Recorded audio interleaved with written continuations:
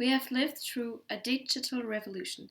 Technological breakthroughs are constantly bringing us new tools, changing our relationship with knowledge. Think about Google. With business, think about eBay or Amazon, and even the interpersonal ones. Think about Facebook or Twitter. This revolution significantly alters the commercial realities of doing business.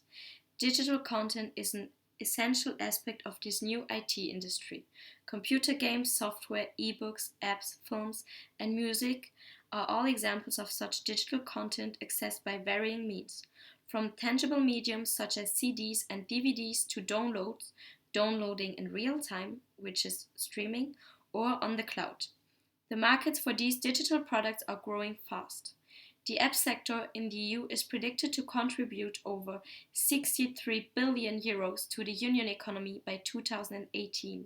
Surely it is everyone's interest to further nourish this economic potential by way of building consumer trust and legal certainty. Presently, however, when consumers encounter problems with the bought digital products, for example, the downloaded music or app is incompatible with the software on your computer or phone, has flaws or causes damages to the devices due to a virus, contains geographic access or other usage restrictions. There are currently no specific remedies in EU law.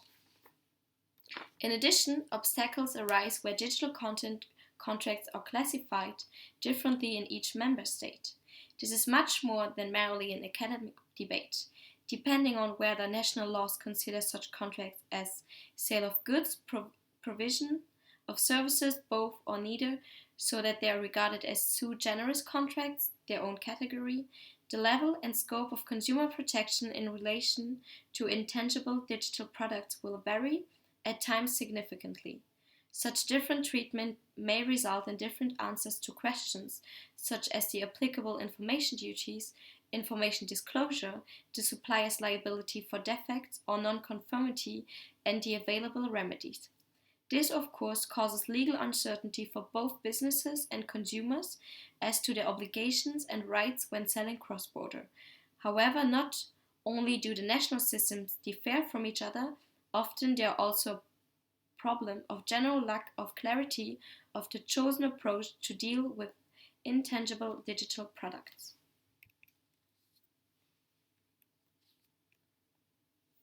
So in Germany, there are no explicit rules which are specifically applicable to digital content contracts, and as we will see now, this is simply not needed. The definition of digital content can be found in paragraph 312F BGB, which says it is any data that is produced and made available in digital form. So digital content can be software, apps, games, music, and videos, irrespective whether they have been accessed via download, streaming, or via a tangible medium such as a CD. In the latter case, German courts have found no difficulty whatsoever in applying consumer sales law, as a CD is clearly a physical medium, so it can be treated as a good, eine Sache, within paragraph 90 BGB. In regards to the classification of intangible digital content, which is only accessible via download, there has been a heated academic debate for decades. However, the Federal Court of Germany took a very pragmatic approach. Already in 1987, the BGH ruled that software, although not being a good per se, could easily be treated as a good, eine Sache. In later cases, it clarified this reasoning, stating that software and other digital content will only be usable if it is saved or embodied on some form of data storage medium. And this medium does not necessarily need to be in the possession of the consumer. So irrespective whether the content is embodied on the computer's hard drive of a consumer, a USB stick, an iPod, or just the server of the trader, intangible digital content will be a good for the purpose of the BGB.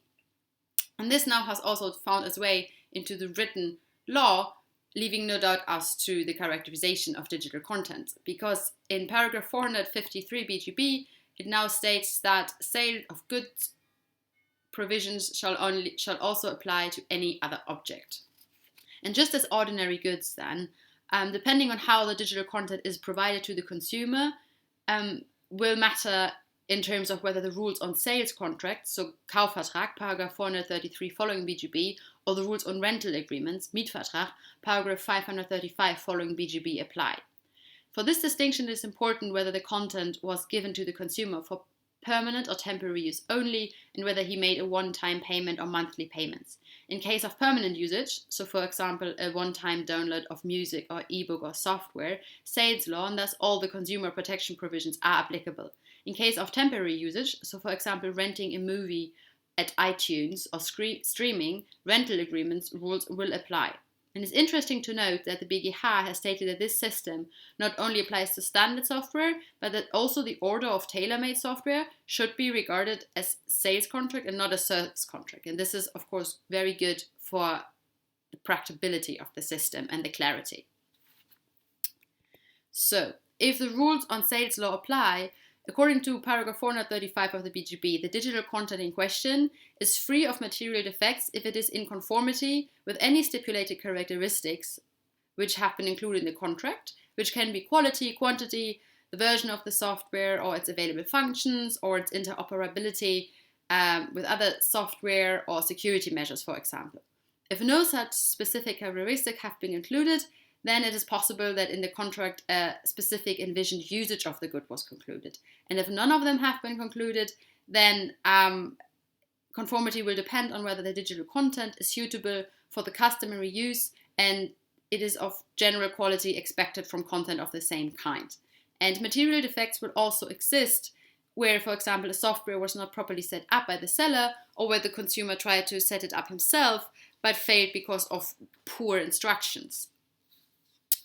And then if the digital content is thus not conform, the consumer will have all remedies available, which it usually has for goods. So he can demand that the digital content be repaired or replaced. And once a reasonable time for such action has passed, he can revoke the contract, he can reduce the purchase price or demand damages. So, in case of rental agreements for digital content, then the general consumer protection rules will not apply. However, this does not mean that the consumer is not protected. The supplier is obligated to ensure that the content is in conformity with the contract throughout the whole rental period. This is important for digital content, for example, as software or apps or games, because they can be outdated rather quickly, so the supplier must update them so as to make them retain their quality and the usage possibility. And also, the consumer can reduce or withhold the rent price for periods in which digital content becomes defective or cannot be used for the agreed purpose. So, for example, if you subscribe to a streaming site such as Netflix and for some reason the servers are down for a few days or a week, you can withhold or reduce the renting price. And in some circumstances, also, you can request damages or terminate the contract if you have very good reasons to do so. And the BGH has held that if you rent software in the sense that you have a monthly payment and you can access it online, and there are some problems with the functionality of those softwares, then you can terminate your rental agreement and withhold some of the price. And there has been some concerns, for example, at European Union level, that a consumer is only protected if he pays money for the digital content. And while this is true for some systems, we will see this later for the UK, this is not the case in Germany. So where digital content is provided in exchange for non-monetary payment, for example, the consumer provides personal data, which must go beyond the data necessary for the desired content to show. So for example, if you go to Google Maps, you must put in a destination address, otherwise the service won't work. But anything going beyond can be equalized to payment, and in Germany this is called Entgelt. So the paragraph 312 following BGB, which for example deal with protection for online consumer contracts, are applicable. And while these cannot be classified as a sales contract, because for that you need monetary payment, it can easily be said to be a Tauschvertrag, so you could call it a barter contract under paragraph 480 BGB, and for those contracts the sale contract provisions are also applicable, so the same remedies are available to the consumer. And in Germany, even in cases where software or music or films can be downloaded completely for free, it is argued that there will be some limited liability in case of consequential harm caused by defects. So, for example, if you download a free movie and there is a virus which destroys your whole system, the provider of the free download could be liable for damages caused, but only if there was intent or gross negligence, paragraph 521 BGB. Yep. And lastly, it must be noted that there are already some rules implemented into German law which come from the EU, which deal with specific information duties which the supplier has in cases of digital content contracts, and also the possibility of the consumer to withdraw from such contracts.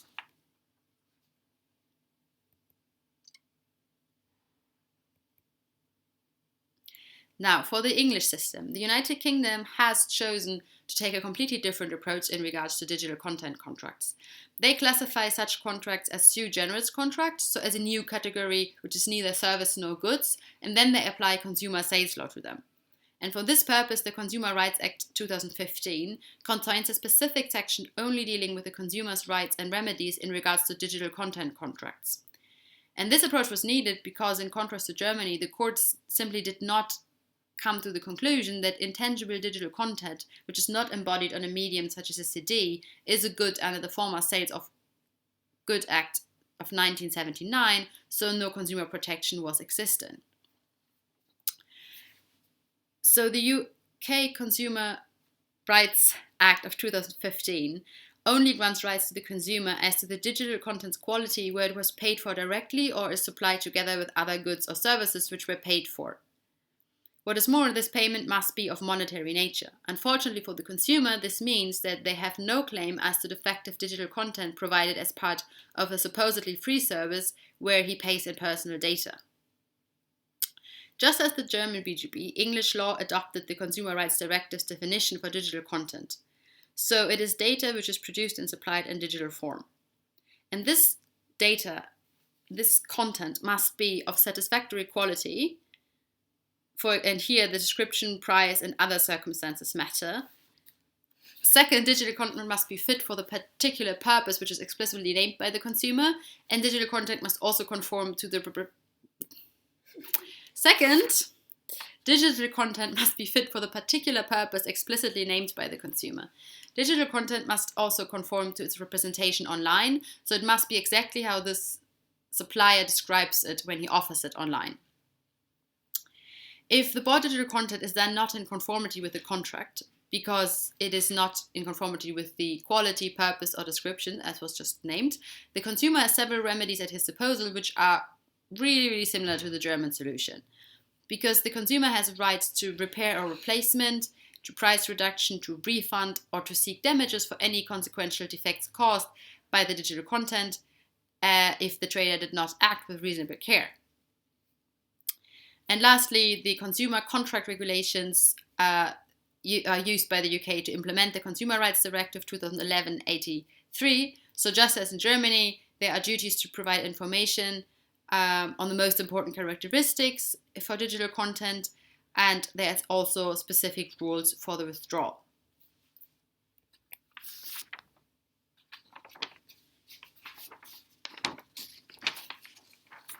The vast difference in approaches among member states can be further illustrated if one takes a brief look at the Netherlands, France, and Finland.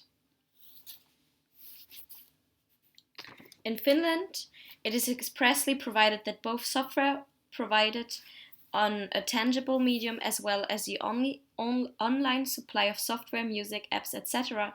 is considered as a service. However, no specific consumer protection rules for those digital content service contracts have been developed, and as the provisions on the Consumer Protection Act only apply to the sale of goods, digital content contracts fall outside this protection. There is no case law in which courts nevertheless applied those provisions, by analogy. While the tangible medium, for example the CD, can be treated as a good, the main subject matter is still treated as a service. Thus, if the CD fails to work, not because of a physical defect of the medium, but a flaw in the software, consumer sale rules cannot be applied.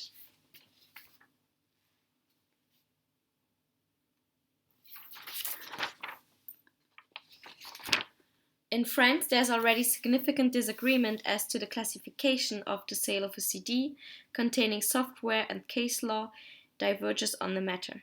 Some judges held that contract to be a sales contract, others considered a contract for hiring, while some even considered it a sui generis contract, as in the UK.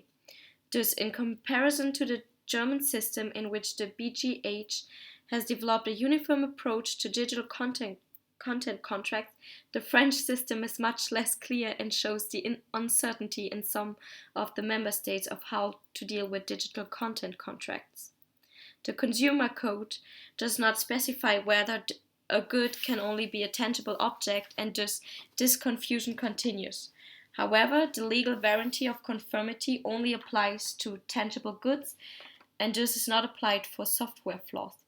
Additionally, even where software is sold on a tangible medium, such as a CD, French courts distinguish whether there is a flaw to the actual medium or to the software thereon, which is a flaw in an intangible object, and thus the consumer is not protected. The implementing decree 2014-1061 contains the new rules on digital content, related information duties, and withdrawal. In the Netherlands, however, just as in the United Kingdom, they chose to treat digital content contract as their own category and established specific rules. In contrast to the UK, however, the system also offers protection for consumer that paid in kind for download, for example, who paid in personal data, plus the applicable rules differ in substance. For example, in the Netherlands, the consumer has the right to withhold performance for non-conforming digital content. Thank you for your attention.